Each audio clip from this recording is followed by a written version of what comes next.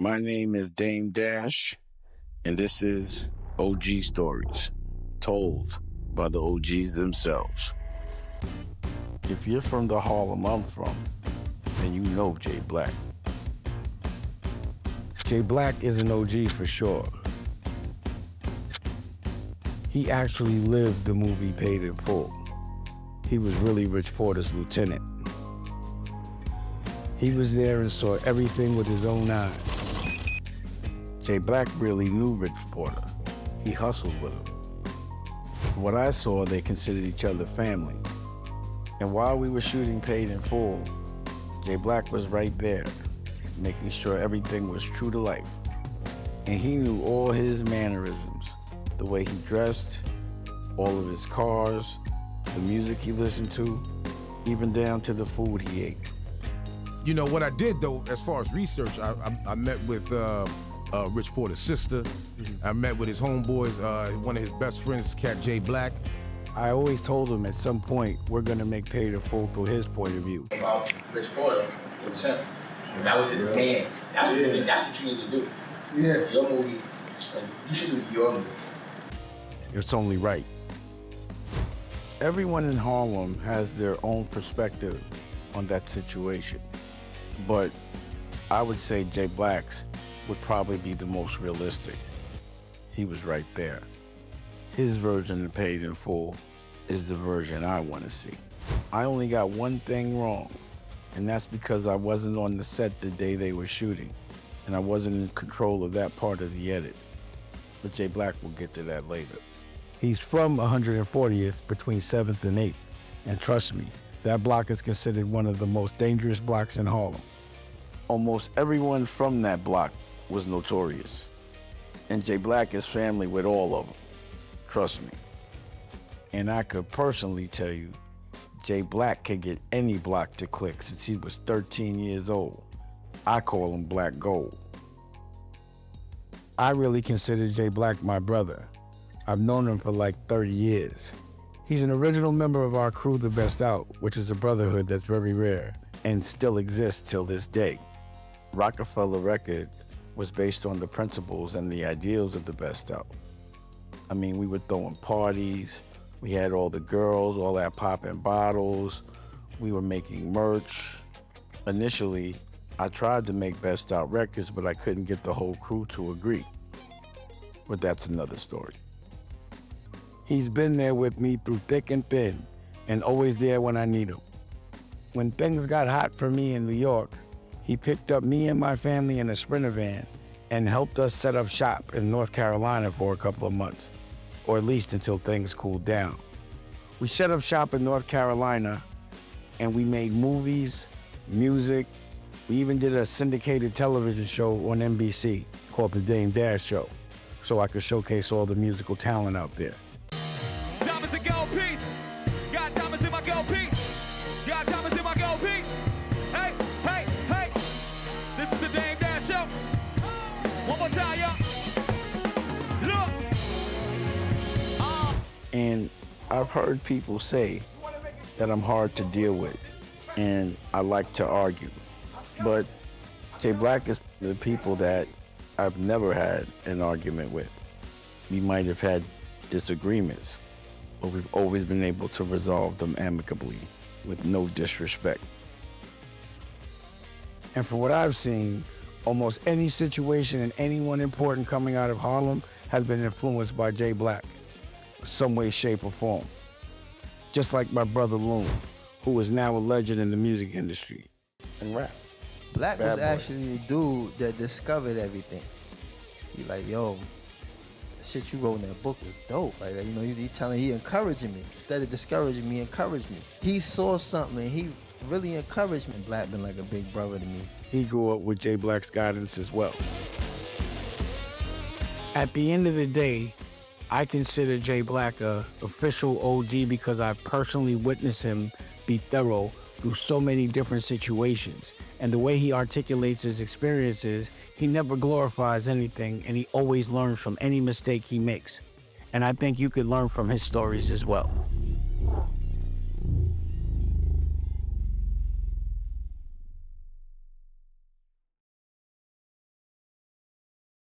My name Jay Black.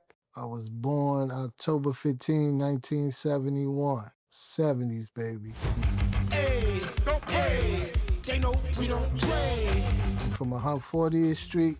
My first memories of 40th Street is unity, togetherness, strong women, elevating the community and guiding us to be better men. Everybody eating. That's what I remember. Block parties. You know, I just remember those times. Wendy's, Church's Chickens, everybody had to kick in. Shutting down the whole hood. Dougie Fresh, Dr. Jekyll, Mr. Hyde, all them coming through. Every store in the community donating food, because we had a block association with a bunch of strong women running it, running the whole community, making sure that if you around here getting money, you gonna make sure these kids is all right. Y'all know how we carrying it. Hey, hey, they know we don't play. She gave us But it was one of the worst blocks in Harlem.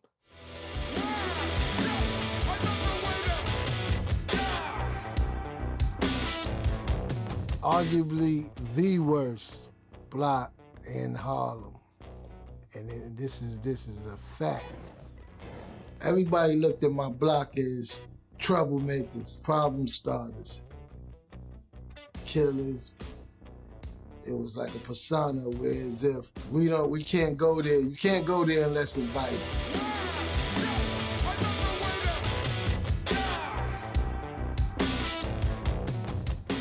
You can be easily out of bounds or easily get found or left in the wrong hallway if you pop up without a pass. Nobody wanted to come in the block and get their mail.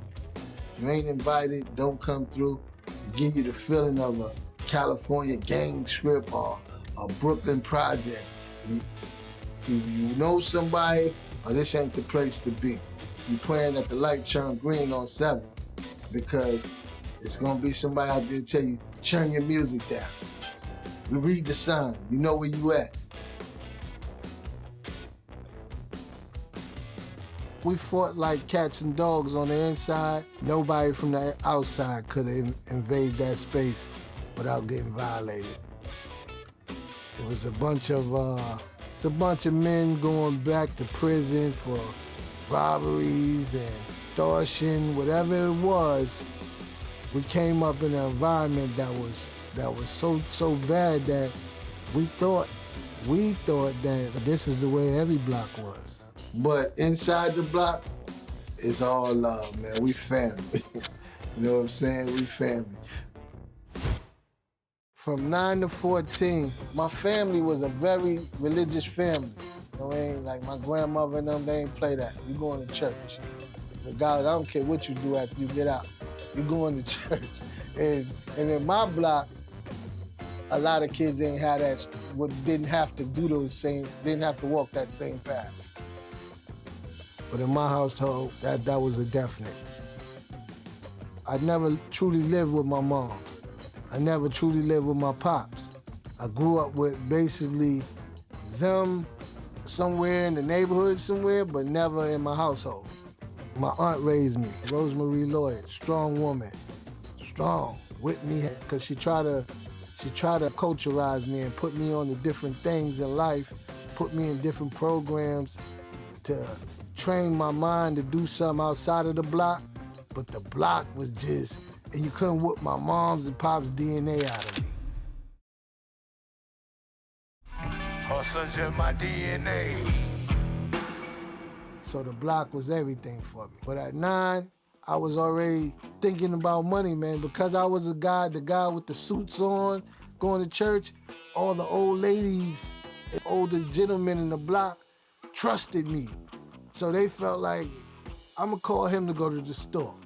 He gonna bring back my exact change. And I'm gonna give him some money, but they just felt like a comfort. I had like maybe 25 customers at 9. I go to the store. Hustle's in my DNA. Hustle's in my DNA. I never had to worry about money because I was hustling from day one.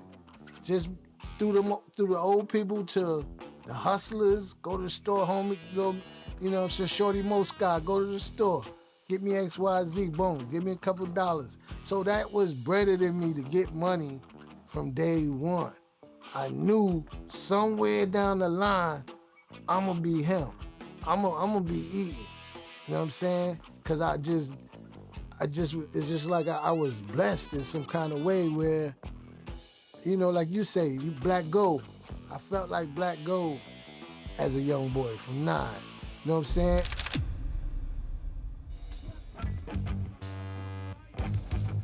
Man, I've been playing ball my whole life. That was my escape. It don't matter what it is, I'm in my own space, in my own head, doing my thing, man. And I learned to master that. You know, I went to the park every day, worked on my craft, got good. I've been playing in tournaments since I was 7, 8 years old. In so many tournaments and so many teams, playing for my schools. You know, the only thing that fueled me different, and it probably, you know, people, you know, sometimes I think, man, that was weird about you. That's crazy about you. What fueled me the most about playing ball was, in tournaments and things of that nature, was my parents never been there. They're here through the community, how good I am. People run up, your son he's gonna be special. Never been to none of my games. Never. So when I play ball, I play with a chip on my shoulder as if, oh, your mother here, your father here to root for you? I'm finna do you dirty today.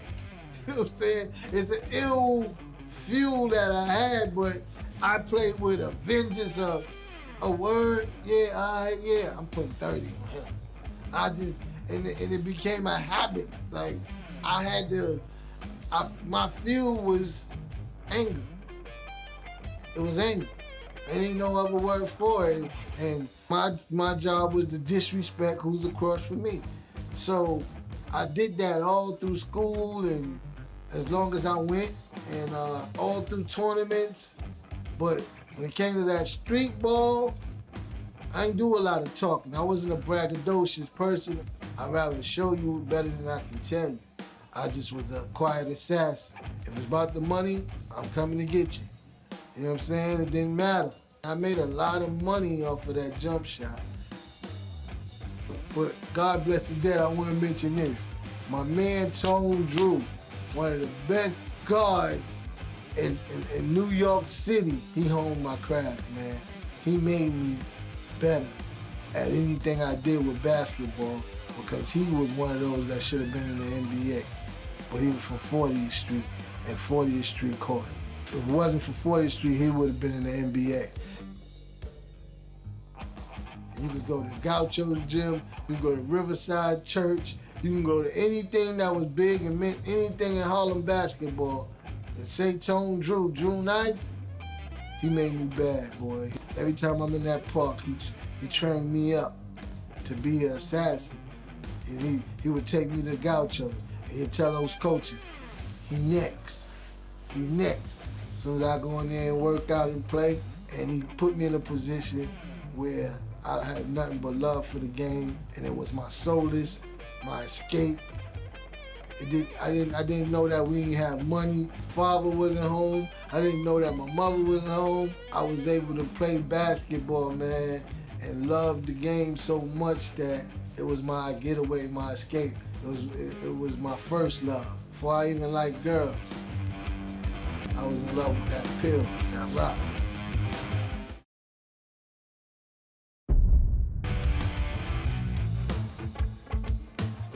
This is my crime, you know. Me and my partner Slay, he a year older than me. We went to the same public school. We went to PS 123 all the way from 6 years old all the way to 12-year-old.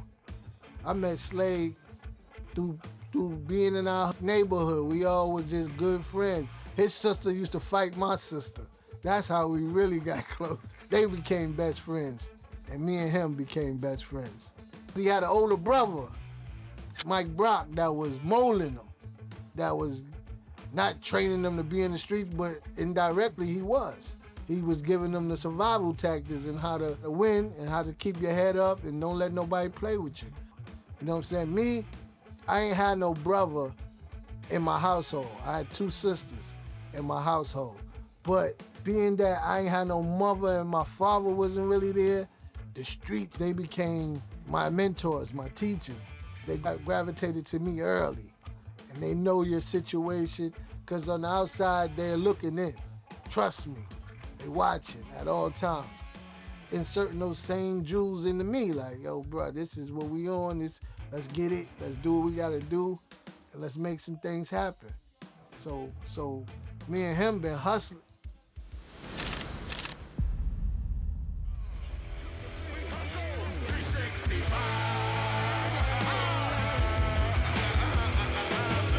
One of the older people, Sherm Mice, gave Mike Brock the paper route. Mike Brock gave the paper route down to us. It was handed down like generational wealth. You know what I'm saying? Every Sunday we could make $300 to $400 a piece. You know what I'm saying? And we were kids.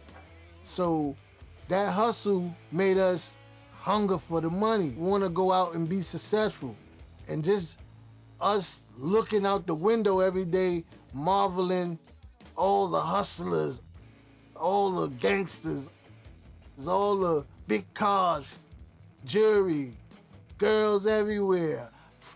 We sat on our fire escape and watched as it played out. And in our mind, we knew it's gonna happen for us. And we used to go across the bridge on the 145th Street Bridge. There was warehouses that sold fruits, vegetables, drinks. But I had an older guy, one of my friend's father, my man Boogie, his pops, Mr. Charles, he was already doing it, but he saw that we can draw in more customers. We can make more money than he could in a day. So he put us as the face. Not saying we got our equal share, like we was the bosses, but we got paid. And it created a hunger, a desire. 10, 11 years old, we going down the Canal Street, out there squeegeeing, washing windows.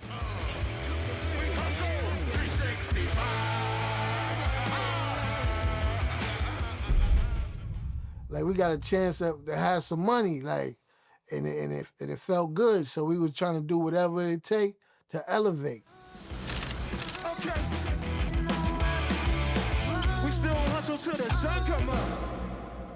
When I was 11, 12, the older guys noticed, and you know, really back then, police ain't were young. So for them not to be targeting you, you became relevant. You became a situation that now the older guys want to use you. We was being used, but at the same time, we was being taught and trained to get this money. So take a ride up to the Bronx, go over here by the park, such and such gonna bring you a bag, and when you give you that bag, you get in the cab, come back across the bridge, and go to Wendy's and sit down and eat, and I'm gonna come in there and get the bag from you, and I got a couple of dollars for you. You know what I'm saying? It was at that point. After that, it was this and proved to us that he willing to go the distance, and we're gonna bring him up here and implement him in the game. You know, my man and them was pushing that blue magic at that time. That was heroin era. I ain't gonna say his name, but they knew that was the blue magic area. It might have been linked to Nicky Barnes now that I'm older and understand what brand he had. You know what I'm saying? But I didn't get it from Nicky Barnes. I got it third party. You know what I'm saying? And he used to have us pitching the bundles. Now the bundles was 10 in a bundle. You know what I'm saying? And I'm doing this on 140th and St. Nicholas. Like we had a spot across the street from the park. And then I remember the police raided the joint. Police raided the whole building, Dave. I'm talking about they came from every angle, boom, boom, boom, boom, coming in. Now they got us all on the wall in the hallway, put us in front of the stoop. Now my aunt, she worked at the public school right up the block, and she was going home. She came up there and saw me, and she like, what y'all doing with him on the wall? He just a kid. You get up out of here and sit me with her. I'll never forget it because she took me on the bus with her home and broke down and trying to tell me I'm just heading in the wrong direction. You won't make it past 18. But at the end of the day, to be in my block, this was nothing but a starter kit. Yeah, I'm 12. My man Slade had caught a situation. He got down with some guys who had a building. He needed me to go in there and regulate and hold it down, be the pitcher. You know what I'm saying? He trusted me more than he trusted anybody else. So I go in there, I'm working one shift. We work 12-hour shifts. He working one shift. The guys who we working for, they were some country guys. They came in the block through family and they had a situation. So they put me down and I was rocking with them. And I was eating good. I was able to pay for my sister's school clothes and all that. I'm 11, 12 years fresher than most grown-ups. I had to hide my clothes across the street in my homeboy Omar and Trell in them house. I had to hide all my kicks, clothes, but when I come out from school and cross that street, I'm fresh. I'm fresh. Lee jeans, Latigre shirts, Izod, the top 10 Adidas, the low Adidas. You know what I'm saying? I got jewelry. Look, I even bought a chain. But the crazy part about it is, when I was home, when I was sending my stuff to my homeboy house, he was the type. Every once in a while, he gonna wear that shit. You know what I'm saying? And then at that point, I kind of got like, man, I'm hustling for this, man. They're wearing this shit like I'm wearing it. You know what I'm saying? Some people think I'm wearing his shit. You know what I'm saying? So I had to switch that up, bruh. Come clean with my moms a little bit. Rather, she wasn't slow. She was a gangster. My mother was in the streets. She was, she had her own addiction. So she read the play from day one. She read it. Just watch your ass. And we ain't raising no rats. If it was up to my moms, I ain't had to hide nothing. But my aunt, I'm hiding everything because she's still on, I want you to be a productive, respectable citizen out here. I don't want you to follow that route. And I realize it now as a man, she was helping me, man. But she couldn't beat my mom's and my father's DNA out of me. You know what I'm saying? So like I said, I had to come clean with her. See, my cousin Brucey B, the DJ, he lived with us. He lived with me. And world famous rooftop Brucey B, he lived with me. My cousin T-Rod was another Brucey B's brother, a gangster from 149th Street. They stayed with me time to time. And so they noticed. They were like, she's gonna kill you. You know what I'm saying? But I'm saying to myself, it is what it is. Like I'm not faking. This is who I am. So this is what it's gonna be.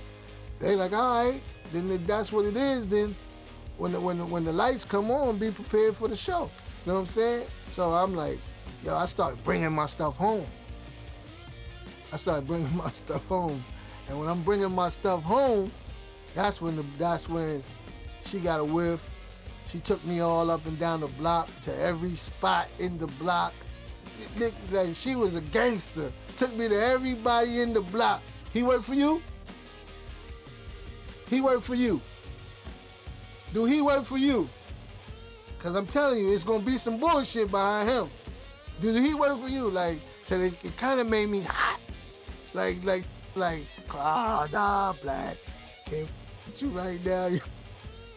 Rampage. You know what I'm saying? She on a rampage. So I couldn't really do what I want to do, but I chilled for a month and I went back to working with the country boys right there in 229. Killing them, dang. I'm talking about we was killing them. But it was other spots way bigger than us. Other teams way bigger than us. So my bosses got into an argument with another crew up the block that was getting more money than us. They said, we're gonna go play a game for $1,000 a man. And Biggie said it best. You either slinging crack rock or you got a wicked jump shot. I had both. I was a mother asset on both ends. I already know my capability in playing ball. So I'm looking at it like, oh, this is a layup. Who we playing?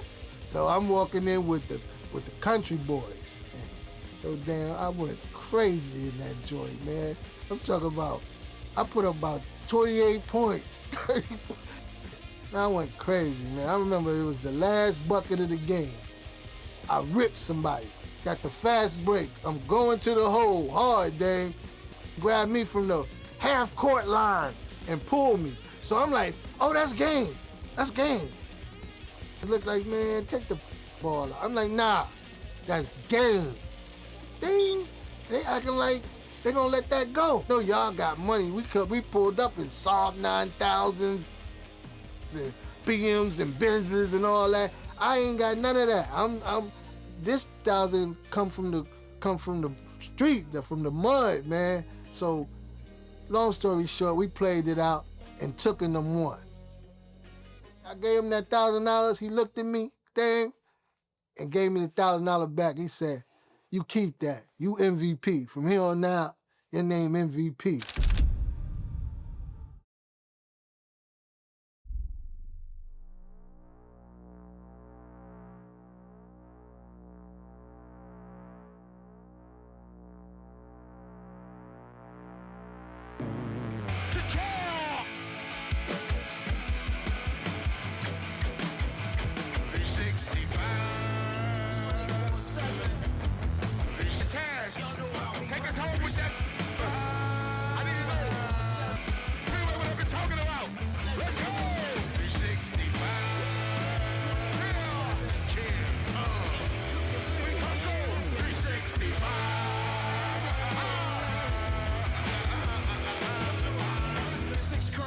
And you know we back out rise. Never went in and gotta say we back outside. Came to make hits and today we knocked out 5. Our music give people the chills, we still rock live. Give it to them 365, 24/7.